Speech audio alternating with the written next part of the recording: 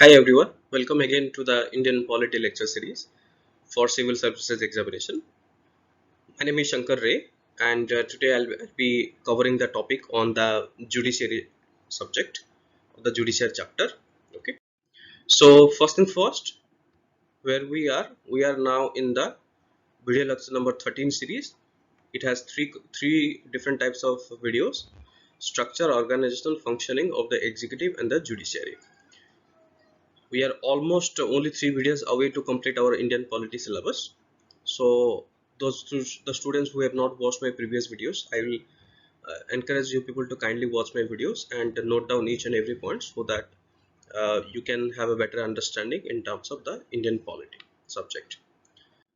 Now, as I have already highlighted in the previous discussions, I have already completed this lecture number 13.1, which covers the union executive. Okay, and lecture number 13.2 I have already completed in the 13.2 video, so that covers the state executive. Now in this lecture number 13.3 I am going to cover the Indian judiciary. Already you know that our executive is federal, which means we are having the union executive, we are having a state executive. But interestingly, the Indian judiciary is not federal in nature. Indian judiciary, in case of India, is unitary as well as independent. How it is independent? We have a separation of power. We have Article 50 to talk about it. At the same time, we are also when we are talking about the federal nature, the example is like the USA, where there are two types of judiciary. One is the state judiciary and the other one is the federal judiciary. But in India, we are having the independent judiciary. Now there are a couple of points which I would like to highlight here before I proceed forward. That there are so many factual informations because of the time constraint as well as the the bounding nature of the video. I am not able to provide each and every factual information, like for example appointments and other things. I would always request you and encourage you people to kindly refer to the books and which I have mentioned, and as well as you later on you will be getting some notes. So I have highlighted only those points which are extremely necessary from the exam point of view and where the question do come. Okay, so uh, please kindly excuse me for not giving you the so much of factual information. So I am highlighting here only the information which are necessary for your civil service examination. Let us go then. First, Indian judiciary. Article 50 talks about the Indian independent judiciary.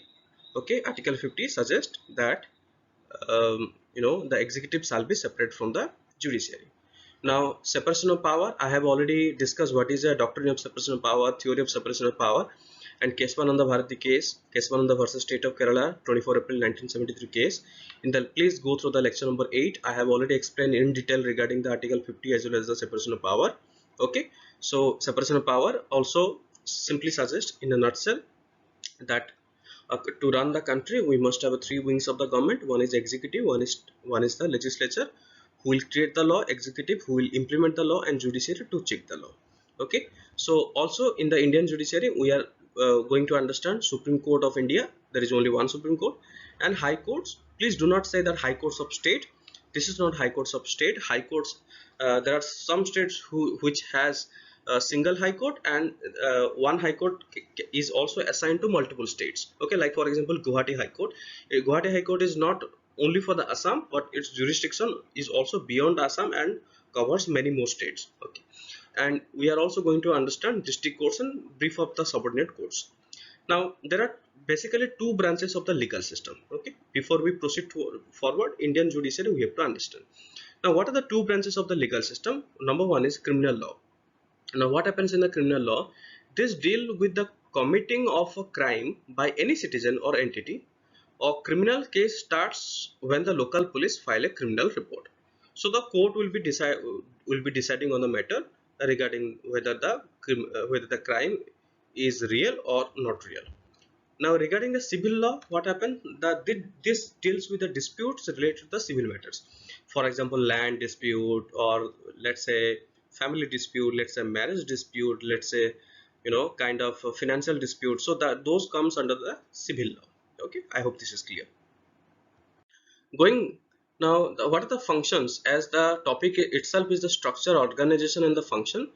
Then what are the functions of the judiciary? Now let us try to understand the functions of the judiciary. Administration of the justice first.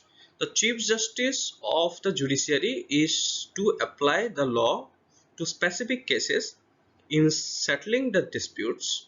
Okay, when a dispute is brought before the courts, it determines the facts involved through the evidence presented by the constitution. The famous dialects, we know that court does not run by the emotion, it needs evidences. And now the law then proceeds to decide where the law is applicable to. The case applies it.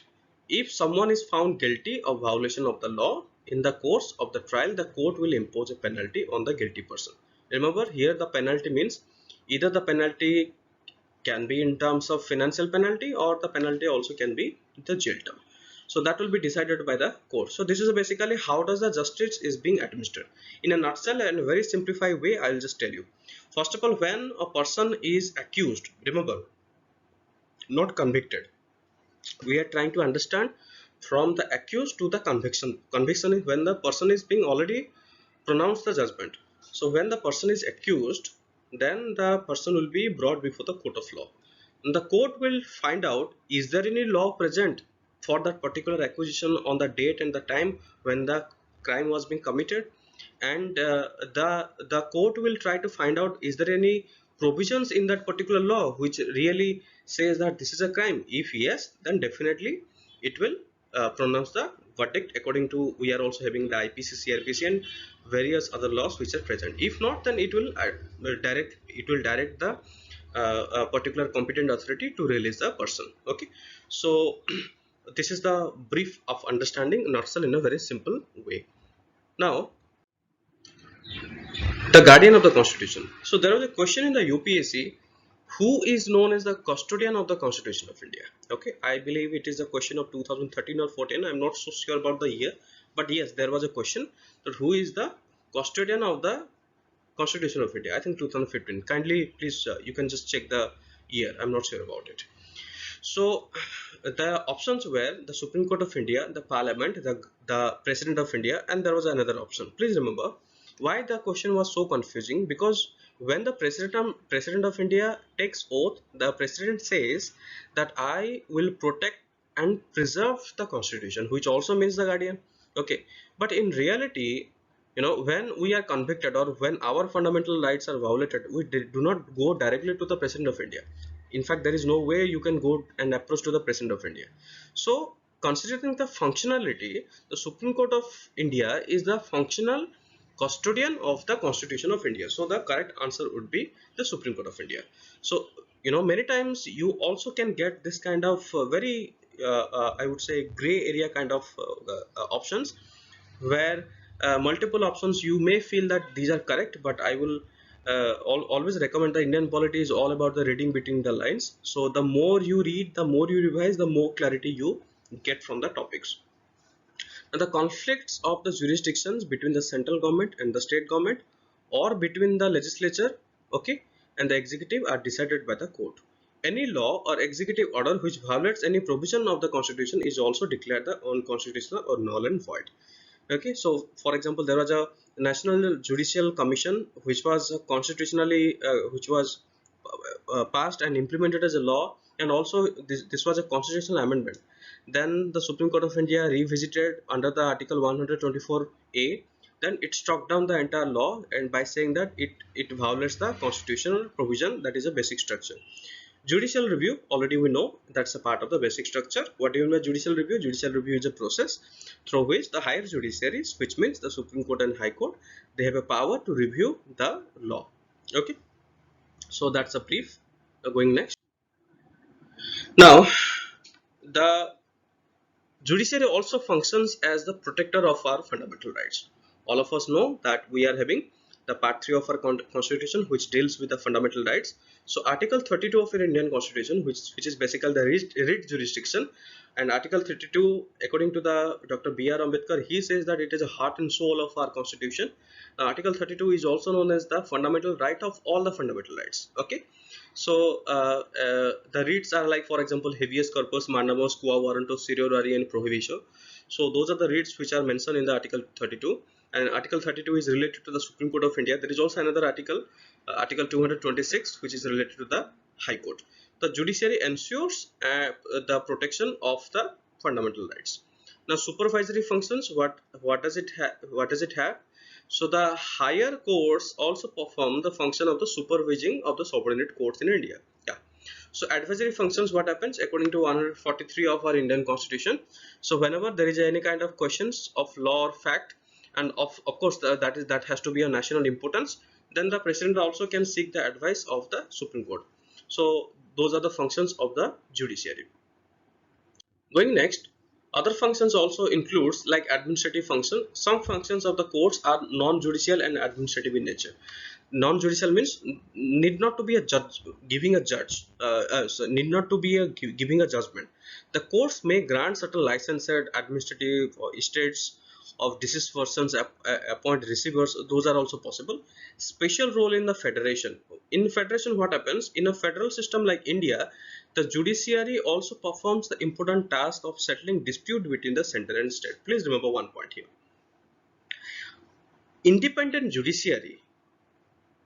Okay, there are two types of thing. One is federal feature, one is unitary feature. Integrated judiciary is the part of unitary feature, but independent judiciary is a part of federal feature. Okay, so this is all about the special role. Whenever there is a dispute between the union government and the state government, of course the dispute will arise because the union has a power to also legislate the matters of the state. That is a procedure, and there is also a concurrent list. However, already if there is a law on the concurrent list made by the state, then again the union government is making the law, then the union law will always prevail. So whenever there is any kind of dispute going on between the center and state, or one state with more state, or one or more state with another state or the center, then definitely the Supreme Court of India has to play the role. This is also known as the original jurisdiction of the Supreme Court of India. Conducting judicial inquiries, judges normally are called to the head different commissions uh, uh, that inquires into cases or errors of omissions of the part of the public servant. So these are the couple of functions we have understood. Now, first, Supreme Court of India. Here we are trying to understand. Article 124 of Indian Constitution, establishment of the Constitution of Supreme Court of India. Remember, there shall be a Supreme Court of India. Please watch my video lecture number 1, that is 2, regarding the historical underpinnings, where I have highlighted the point how the Supreme Court of India has evolved in the last 200 to 300 years. You'll be also understanding in a very better way. Until Parliament by law prescribes a larger number or not more than 7 other judges. So the Parliament, here this article suggests the Parliament can increase the number of judges to the Supreme Court of India. Every judge of the Supreme Court shall be appointed by the President by warrant under his hand and seal after the consultation. Please remember here, you must not misunderstand here. When the judge is appointed with the pleasure of the President, like a Prime Minister or Chief Minister or ministers, here the case is bit of different.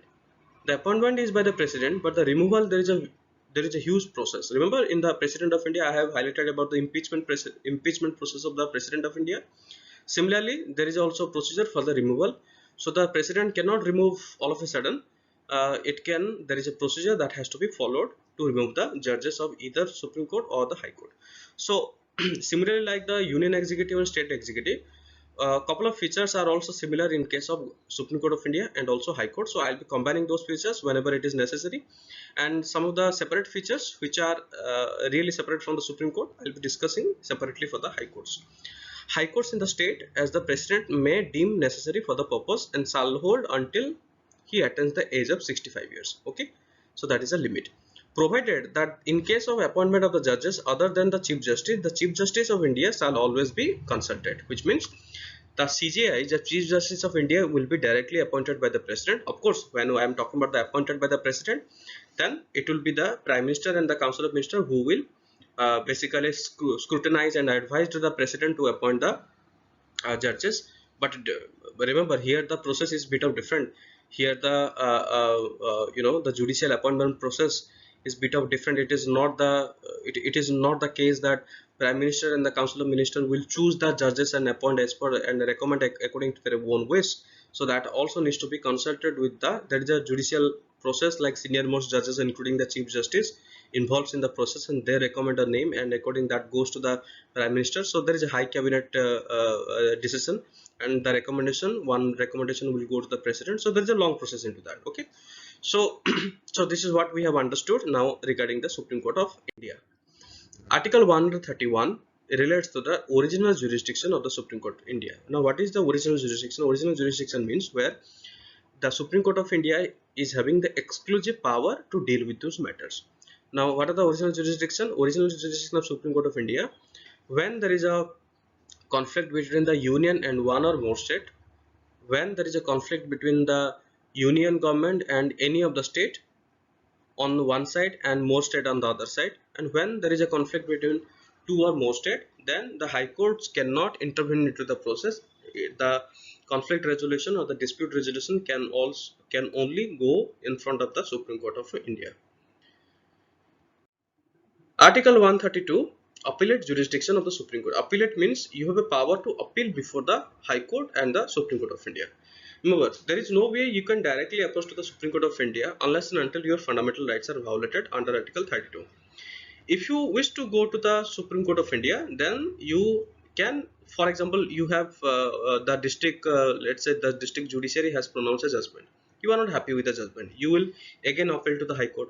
High Court has pronounced the judgment, but you are also not happy with the judgment. Then you can also appeal to the Supreme Court of India, provided the High Court gives you the certificate of to appeal. Okay, so this is one way, and also there are various ways, like for example public interest litigation, special leave petitions. So there are other ways where you can approach, and those are very lengthy as well as pretty expensive nowadays.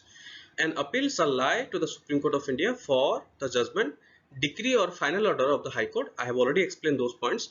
So if the High Court certifies, the certificate is very much necessary. Okay, so under Article 134, that a case involves a substantial question of law as to interpretation of this constitution. Please remember, why does the High Court will give everyone certificate? It will not give everyone certificate. If the law is involving and pertaining to the importance of national interest as well as the constitution, then only the High Court can grant the certificate to appeal before the Supreme Court of India. Where such certificate, any party in the case may appeal to the Supreme Court on the ground and any such question as aforesaid has been wrongly decided. Now here another point you need to understand. Now after getting the certificate, if the person can appeal before the Supreme Court of India, but the Supreme Court of India is not bound to accept the appeal. Okay, so remember this point.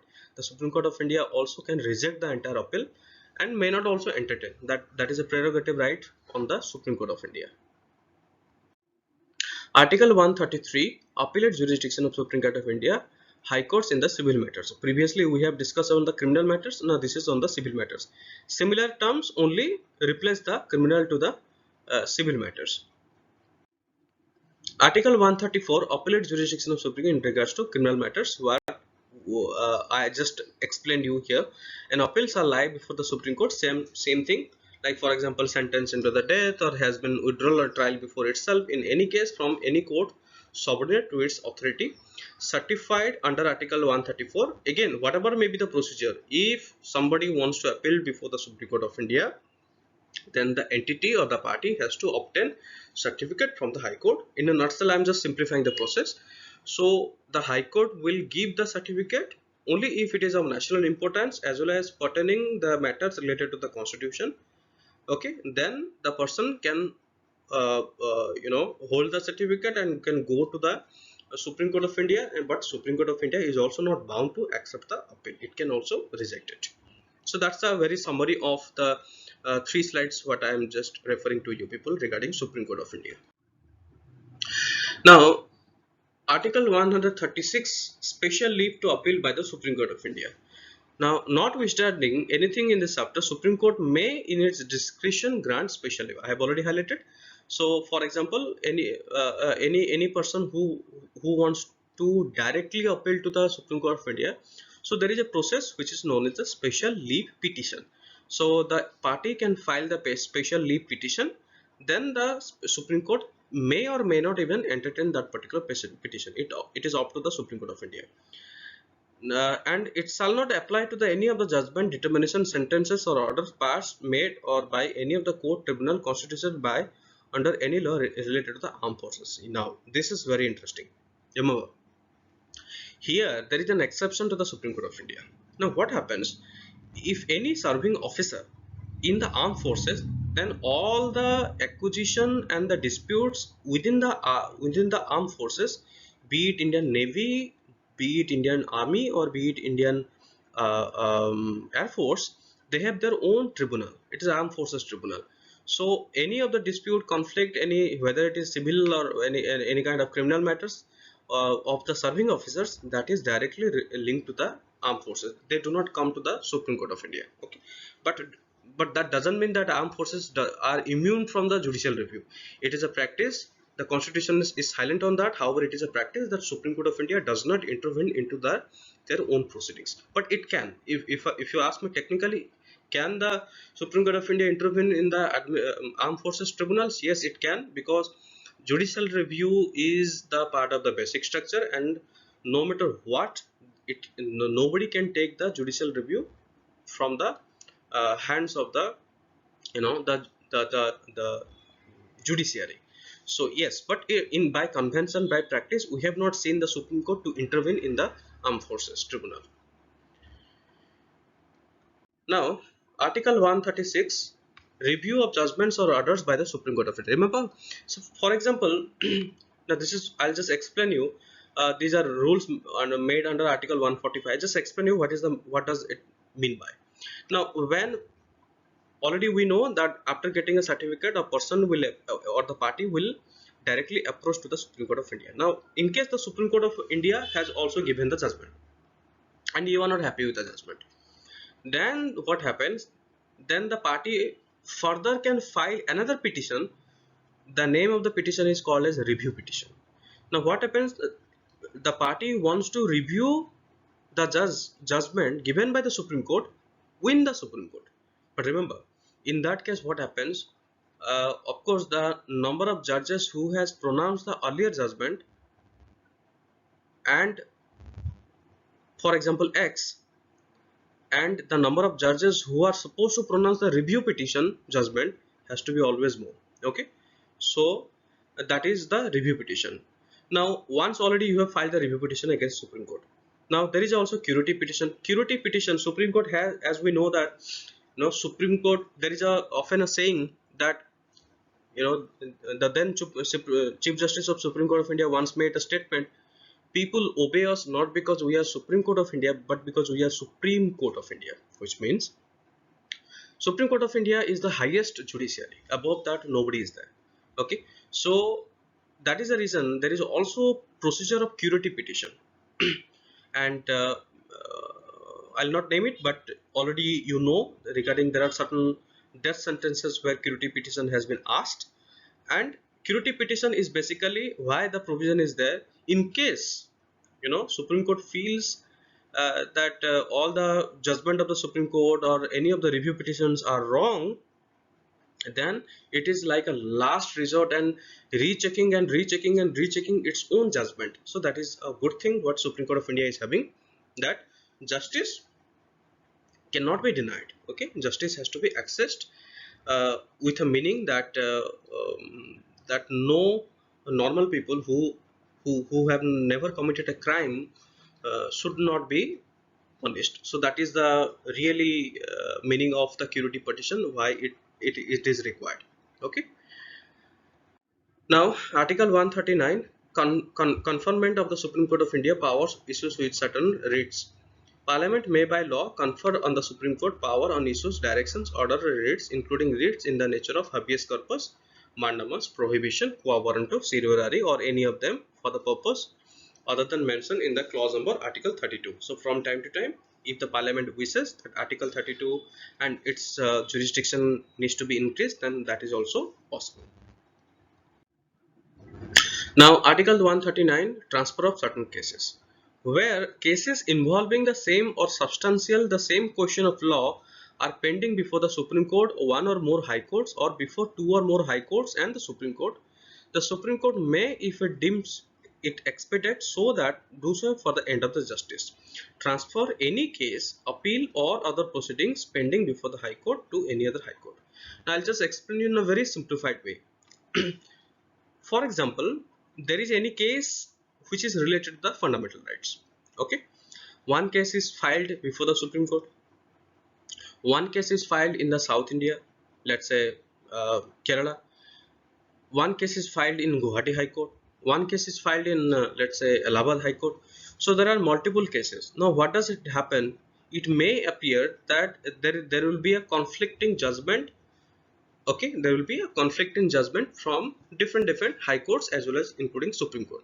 So if the Supreme Court thinks that to expedite it, which means to bring the justice as soon as possible, it can club all together, it can transfer the entire cases, it can bring all the cases from high court to itself, or it also can transfer the cases from one high court to another high court.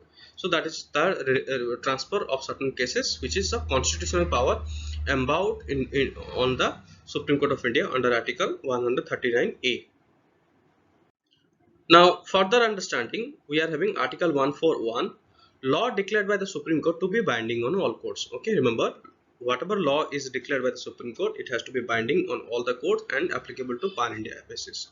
Now, Article 144 of Indian Constitution, civil and judicial authorities to act in aid of the Supreme Court of India, which means if a Supreme Court has declared a guideline, then whether it is civil or judicial authorities, no matter what, they have to answer the guideline of the Supreme Court of India. Okay, so these are the certain original jurisdiction. Now, at the same time, 143, power of the President to consult the Supreme Court of India. Now, what happens whenever the President of India may seek advice on certain facts which is a national or such public importance, national importance, then the Supreme Court may give the the Supreme Court may give the particular reply or the advice to the President of India. Now, I'm not going into that much more into deeper details. Like for example, it is not simply that President will seek advice and the Supreme Court will immediately give the advice. That is not the case. There is a body which will be constituted in the Supreme Court of India. So there is a long process. Those are important for the political science optional. So what happens here? When a Supreme Court, when the President will seek advice, the Supreme Court may give advice or may not give advice. Remember this point. Okay. At the same time, if the Supreme Court gives advice to the President is also not bound to follow the advice. As I'm also saying, there are also certain complications and new cases which is arranged in the history of our judiciary pronouncement, where certain judgments also in favor that whatever advice are tendered to the President, it has to be binding. So there is a very controversial case, and those are important from the perspective of the optional. So I'm not going into that much of deeper. I'll be happy to share those details with the political science optional students separately. And if those who are interested, you can also kindly contact me. Now, this is what we have understood the jurisdictions of the original jurisdiction of the Supreme Court of India. Moreover, the similar statements are also for the high courts. Now here I am going to discuss the original jurisdiction or the other jurisdiction which are bit of differing from the Supreme Court of India. Now what happens? The high courts of Calcutta, Bombay and Madras have original jurisdiction in criminal and civil arising within the cities. Remember, all the high courts, they do not have the original jurisdiction. Okay, only the Calcutta, Bombay, Madras and Madras, they have the original jurisdiction. Now regarding fundamental rights, as Supreme Court is having Article 32, so similarly now Article 226 is referred to the High Court. Please remember and note that High Courts are not subordinate to the Supreme Court. Note that Supreme Court on a judgment perspective is the highest judiciary authority, but High Courts should not be viewed as a subordinate to the Supreme Court of India. Now, they are empowered to issue writs in order to enforce the fundamental rights. With respect to the other cases, all high courts have original jurisdiction in cases that are related to will, divorce, contempt of court or administrative. Election petition can be heard by the high courts also. Please remember here. Now, when it comes to the protecting the fundamental rights as well as the scope of the Article 226, that's a writ jurisdiction of the Supreme Court of India and a writ jurisdiction of the High Court, then writ jurisdiction of the High Court has much more wider power than the writ jurisdictions which is conferred in Article 32 of our Indian Constitution. Okay. Now, other factual informations, as in the beginning I have already highlighted, like qualifications, tenure, how to remove the judges, what is the process, eligibility of the judges, then other factual information. So because of the constraint of the time as well as in the video lecture, so I have not gone to that much of details. I have only given you which are being asked and in trend to be asked in the civil service examination. So kindly refer to the book, study material and the notes which you are having. Now we have completed the Supreme Court of India and High Court also. Now coming to the last division, that is a subordinate courts. Article 233 and 237 in the which in Constitution describes the provisions to regulate, organize and subordinate courts. And what are the appointments of the like district judges? Appointments of the district judges in any state shall be made by the governor of the state. Okay, and that has to be in consultation with the High Court exercising jurisdiction in relation to the such state. I hope this is very simple to understand. If you just read the line, then you will be able to understand. A person not already in the service of union or the state shall only be eligible to be appointed as a district judge. So that is related to the office of profit if he has been or not less than 7 years of time period. So here I have just given you the what is the minimum eligibility, not less than 7 years of as an advocate or a pleader, or and is recommended by the High Court for the appointment.